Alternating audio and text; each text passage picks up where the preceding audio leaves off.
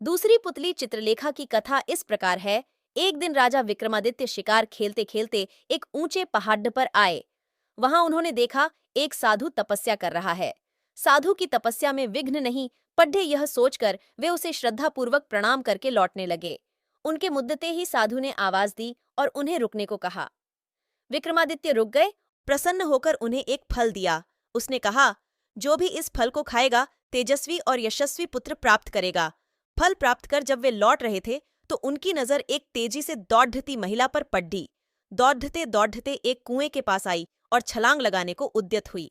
विक्रम ने उसे थाम लिया और इस प्रकार आत्महत्या करने का कारण जानना चाहा। महिला ने बताया कि उसकी कई लड़कियां हैं पर पुत्र एक भी नहीं। चूंकि हर बार लड़की ही जन्म लेती है, इसलिए उसका पति उससे नाराज है और गाली गलौज तथा मारपीट करता है। वह इस दुर्दशा से तंग होकर आत्महत्या करने जा रही थी।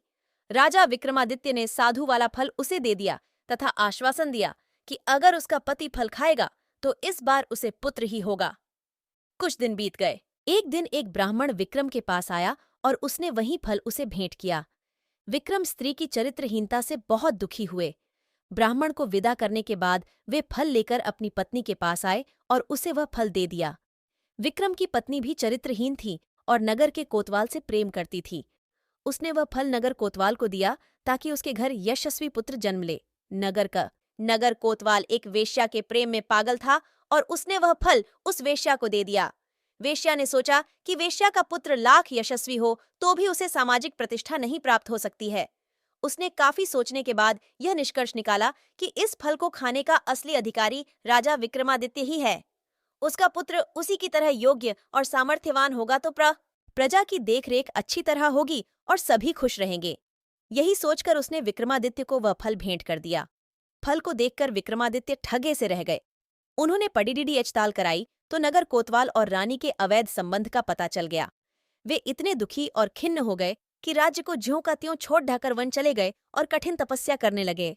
चूंकि विक्रमादित्य देवताओं और मनुष्यों को समान रूप से प्रिय थे, देवराज इंद्र ने उनकी अनुपस्थिति में राज्य की रक्षा के लिए एक शक्तिशाली देव भेज दिया। वह देव नृपविहीन राज्य की बद्धी मुस्तैदी से रक्षा तथा पहरेदारी करने लगा। कुछ दिनों के बाद विक्रमादित्य का मन अपनी प्रजा को देखने को करने लगा। जब उन्होंने अपने राज्य में प्रवेश करने की चेष्टा की तो देव सामने आ खड्डी दीझा हुआ।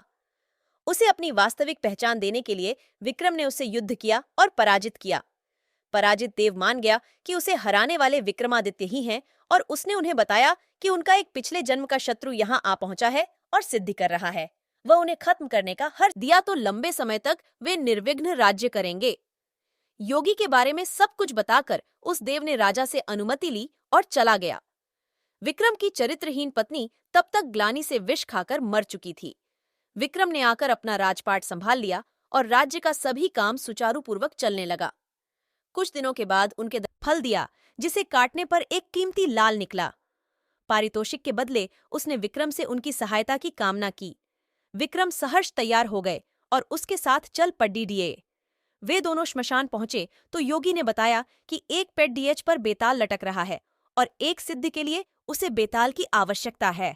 उसने विक्रम से अनुरोध किया कि वे बेताल को उतारकर उसके पास ले आए। विक्रम उस पेड्डासे से बेताल को उतारकर कंधे पर लादकर लाने की कोशिश करने लगे। बेताल बार बार उनकी असावधानी का फायदा उठाकर उड़ाच जाता और पेड्डा पर लटक जाता। ऐसा 24 बार हुआ। हर बार बेताल रास्ते में विक्रम को एक कहानी सुनाता। 25वीं बार बेताल ने विक्रम को बताया कि जिस योगी ने उसे लाने भेजा है वह दुष्ट और धोखेबाज है। उसकी तांत्रिक सिद्धि की आज समाप्ति है तथा आज वह विक्रम की बलि दे देगा। जब विक्रम देवी के सामने सर झुकाएगा, राजा की बलि से ही उसकी सिद्धि पूरी हो सकती है। विक्रम को तुरंत इंद्र के देव की चेतावनी याद आई। उन्होंने बेताल को धन्यवाद दिया और उसे लादकर योगी के पास आए। योगी उसे देखकर अत्यंत हर्षित हुआ और विक्रम से देवी के चरणों में सर झुकाने को कहा। योगी को सर झुकाकर सर झुकाने की विधि बतलाने को कहा। ज्यों ही योगी ने अपना सर देवी चरणों में झुकाया कि विक्रम ने तलवार से उसकी गर्दन काट दी। देवी बलि पाकर प्रसन्न हुई और उन्होंने विक्रम को 2 बेताल सेवक दिए। उन्होंने कहा कि स्मरण करते ही ये दोनों बेताल विक्रम की सेवा में उपस्थित हो जाएंगे। विक्रम देवी का आशीष पाकर आनंदपूर्वक वापस महल लौटे।